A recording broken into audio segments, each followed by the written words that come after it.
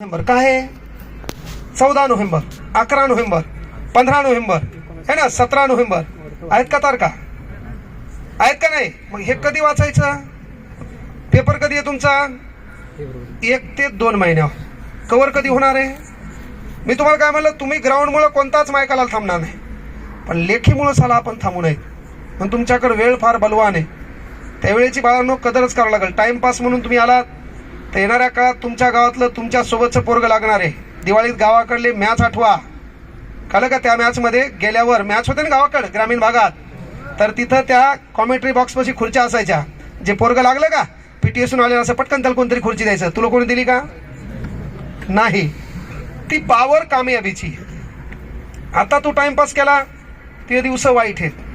म्हणून विनंती एक करायला बा, प्रत्येक गोष्टी कळल्या पाहिजे. वरती चीन आहे ना, चीनची राजधानी बीजिंग आहे. किती ऑलिम्पिक स्पर्धा? किताव्या?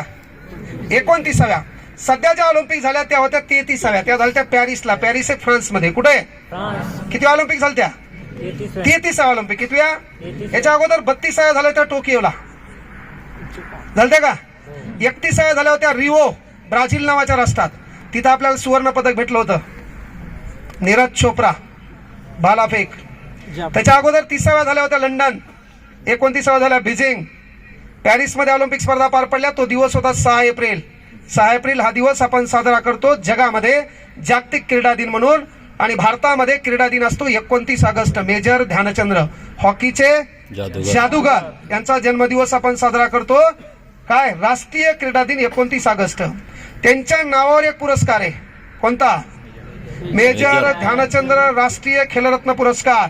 याचं जुनं नाव राजीव गांधी खेलरत्न पुरस्कार. पहिला पुरस्कार 1992.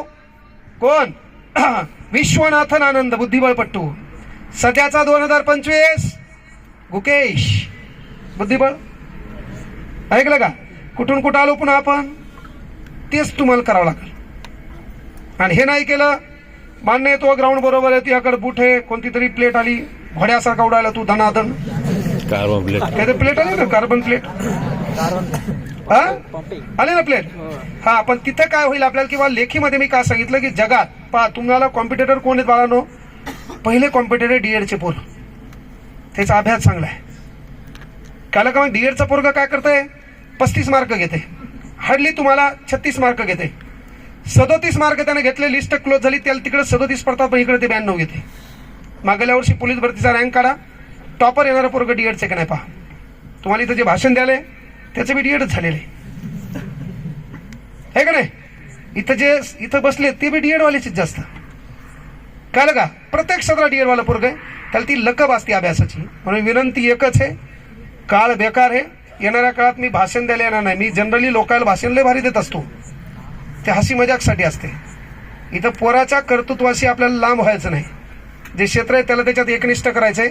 पण नेक्स्ट टाइम आलो तर एखादा विषय अशा माईकवर इतिहास जरी म्हणला तू, तर मी 1453 काय झालं, तुर्कस्तान नावाच्या राष्ट्राने पोर्तुगल नावाच्या राष्ट्रातील कॉन्स्टँटिनोपल नावाच्या शहरावर आक्रमण केलं होतं. त्याचं नवीन नाव आहे इस्तंबूल. काय नाव आहे? इस्तंबूल. आणि मग याच्यामुळंच पोर्तुगल नावाच्या राष्ट्रामध्ये मसाल्याचे पदार्थ होते, त्याच्यावर बंदी आणण्यात आली. त्यांना आमचं म्हणणं आलं की आम्हाला नफा जास्त भेटणं. त्या पोर्तुगल देशाची राणी होती इझाबेल. कोण होती? पोर्तुगलची राजधानी लिस्बन. पोर्तुगलची राजधानी. पोर्तुगलचं चलन यस्कोडा. कोण होतं चलन? युद्ध कोणासोबत आहे? तुर्कस्तान. तुर्कस्तानची राजधानी अंकारा. तुर्कस्तानची राजधानी कोणती? तुर्कस्तानचं चलन लिरा. चलन कोणतं आहे? लिरा. मी मराठी जिंदगीत कधी वाचले नाही, पण वारंवार पेपर पाहू पाहू मला मराठी लिस्ट मार्क पडतात. मला डीएड सीटील मराठीला मार्क किती आहेत माहिती का? 3. महाराष्ट्रात खालून पाहिलाय मी, खालून पाहिलाय. 75ला मराठी चालू झाली आणि मला 125 ला गेल्यावर कळलं की आपलं 75चं 76 मध्ये गेले. डीएडचा पेपर 200 मार्काचा असतो सीईटीचा. ते 75चं उत्तर आहे का? ते 76 मध्ये. 76चं 77 मध्ये. 125 ला गेल्यावर कळलं आपला कार्यक्रम बिघडलाय. नाही असं बी आपण लागत नव्हतं, अभ्यास केलाच नाही ना. हा हॅलो जेवली का? मग तिने विचारायचं आपल्याला तू जेवला का? नाही दुपारी जर असं भात